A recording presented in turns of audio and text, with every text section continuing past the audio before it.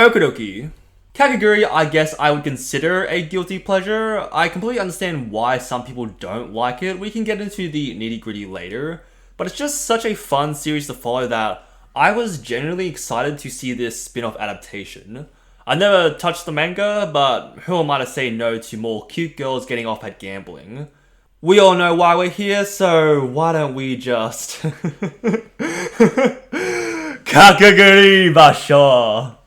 Minor spoilers ahead.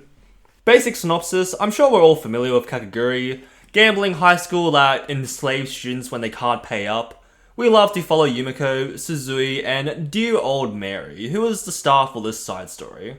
We're travelling back to Mary's first day at Hyako Private Academy, where she gets reunited with her friend from grade school, Hanamatari Suzui, and is plunged headfirst into the wonderful school tradition, sink or swim.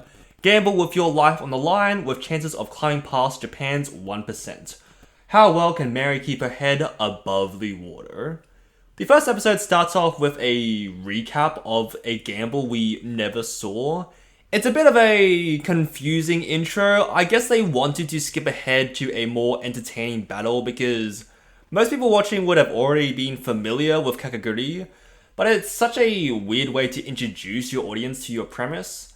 I guess that cartoon style during the recap was kind of cute though, and straight off the bat, we are not shedding away from the Yuri implications that this series is filled with.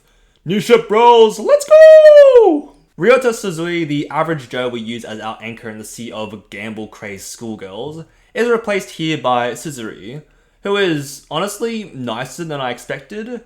She's kind of a massive simp for Mary, praising her for every big brain move she makes, and constantly envisioning her as her Prince Charming. But I like that she's actually pretty useful and can figure stuff out for herself. Both her and Suzui are able to place unwavering trust in their respective partners, but Tsuzura is able to make pivotal decisions that help in either her win or the win of the team.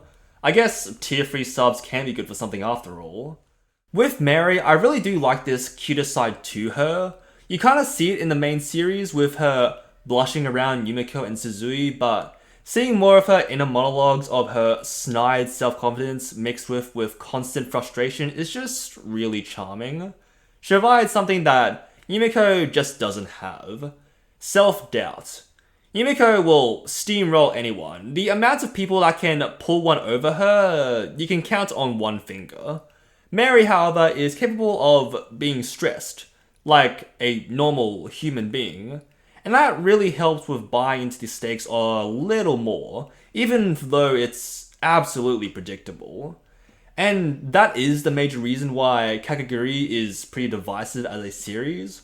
You're gonna be able to guess who will win pretty easily at the start of each round, and that does take away from the fun a little. Such is the nature when a loss means handing away your human rights.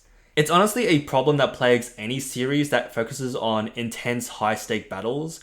Any tournament arc with a main character is guilty of this as well. What I enjoy about Kakegurui is seeing the curveballs that get thrown each round, seeing how each cheat and strategy go up against each other to make for an entertaining character drama. I also love seeing these typically pretty girls contort their faces whenever they see the match either go in their favor or crash and burn. Is it ugly? Of course, but if you want animation to fit in rigid standards of beauty, you're not going to be able to experience the creative and the unconventional. It's a staple for Kakegurui. Exaggerated emotions, spittle flying everywhere, eyes warping to something that just does not belong in a human. It's great fun. The fact that this is a prequel does take away from some moments. You're gonna see characters here that are missing in the main series, and a few of them want to take down the human pet system put in place by the student council president. Now, if you read Kakegurui from Yumeko's side, you'll know that the human pet system is still very much in place, and a lot of these characters are nowhere to be seen. I'm hoping they just graduated, but who knows if Hyaka has a secret disposal system we're not privy to. Although, I guess this also works in the favor of wanting to know what happens to these characters. Why do they only exist in the confines of this supposed prequel? I am surprised by how short this actually was. 6 episodes, half of what you would consider a normal anime season.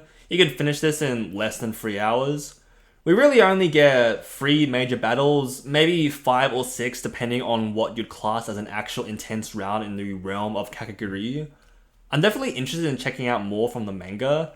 If this is just an ad for me to buy Kakegurui Twin, I'll applaud them on convincing me.